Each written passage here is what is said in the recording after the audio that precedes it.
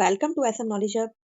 आप सभी पेरेंट्स का हमारे चैनल पर बेहद स्वागत है। आज की वीडियो केंद्रीय विद्यालय संगठन को लेकर बनाई गई है, क्योंकि काफी सारे पेरेंट्स पूरे ऑल ओवर इंडिया से केंद्रीय विद्यालय में एडमिशन्स कराने के लिए वेट करते हैं कि किस प्रकार से क्लास 1 में हम अपने बच्चे का फॉर्म को फिल करेंगे और किस प्रकार से हम क्या क्या क्राइटेरिया को फुलफिल करें कि हमारे बच्चे का एडमिशन्स केंद्रीय विद्यालय में हो सके। तो सत्र 2025-26 के लिए तैयार हो जाइए पेरेंट्स। जल्द ही केंद्रीय विद्यालय के क्लास 1 और बाल बाटिका 1, 2, 3 के लिए एकेडमिक सेशन 2025-26 के लिए सर्कुलर जारी होने वाला है।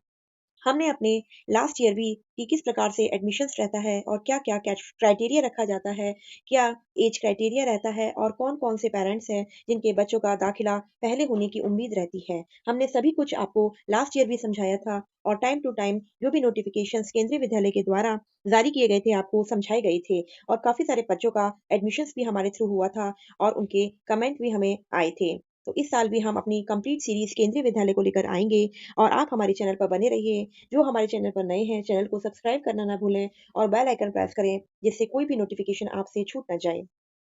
तो आज की वीडियो केंद्रीय विद्यालय का ओवरव्यू देने के लिए बनाई गई है कि कौन-कौन से पेरेंट्स अपने बच्चों का दाखिला केंद्रीय विद्यालय में कर सकते हैं और किन-किन क्लासेस में केंद्रीय विद्यालय में एडमिशन्स होते हैं। तो पेरेंट्स, आपकी नॉलेज के लिए मैं बता देती हूँ कि केंद्रीय विद्यालय में जो अब फॉर्म्स निकलेंगे वह क्लास 1 और बाल वाटिका 1, 2, 3 क्लासेस के लिए निकलेंगे। बाल वाटिका 1, 2, 3 इट मीन्स जब आप बच्चे का प्री प्राइमरी में एडमिशन्स करवाते हैं तो क्लास नर्सरी, केजी और यूकेजी इस प्रकार से केंद्रीय विद्यालय ने बाल वाटिका 1, बाल वाटिका 2 और बाल वाटिका 3 को डिसाइड किया हुआ है। यानी कि आपका बच्चा अगर बाल वाटिका 1 में एडमिशन लेता है तो बच्चा आपका 3 साल कंप्लीट कर लेने के बाद में प्राइमरी एजुकेशन फिर आपका बच्चा क्लास 1 में ट्रांसफर हो जाएगा। और अभी पूरे ऑल ओवर इंडिया में सभी स्कूल्स में बाल वाटिका रन नहीं करते हैं, कुछ ही स्कूल्स में बाल वाटिका रन करते हैं। तो आपकी कंप्लीट लिस्ट मैं आपको आने वाली वीडियोस में बताऊंगी।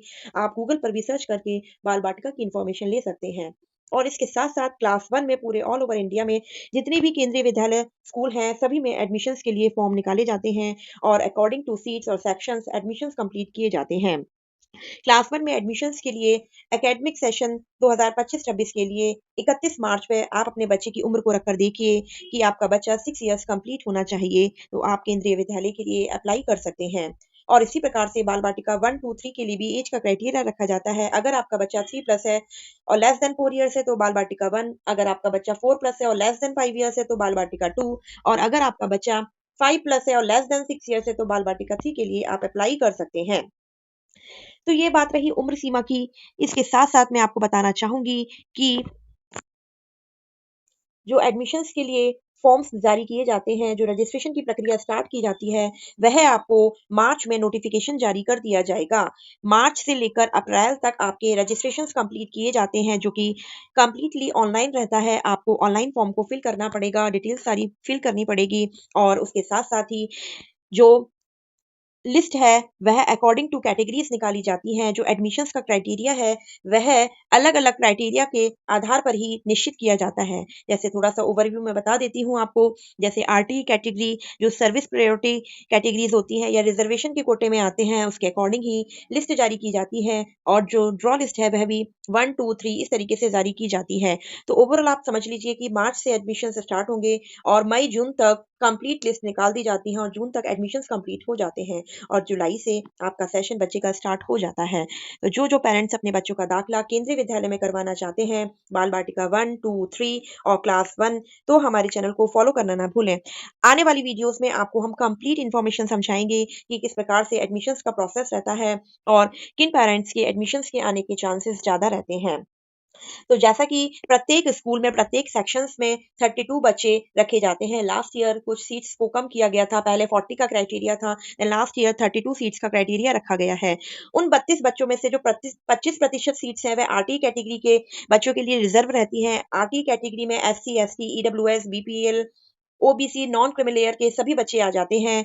तो इन सब का क्राइटेरिया 25% का रहता है और उसके साथ-साथ जो सेंट्रल गवर्नमेंट के एम्प्लॉयी होते हैं, ट्रांसफरेबल और नॉन ट्रांसफरेबल जिनकी जॉब रहती है, उनके बच्चे और उनके ग्रांड चिल्ड्रंस को सबसे पहले सीट्स अलॉट की जाती हैं। उसके बाद आ जाते हैं सेंट्रल गवर्नमेंट के एम्प्लॉयी, उसमें भी ट्रांसफर और नॉन ट्रांसफरेबल जॉब्स के जो एम्प्लॉयी होते हैं, उनके बच्चों को पहले रखा जाता है।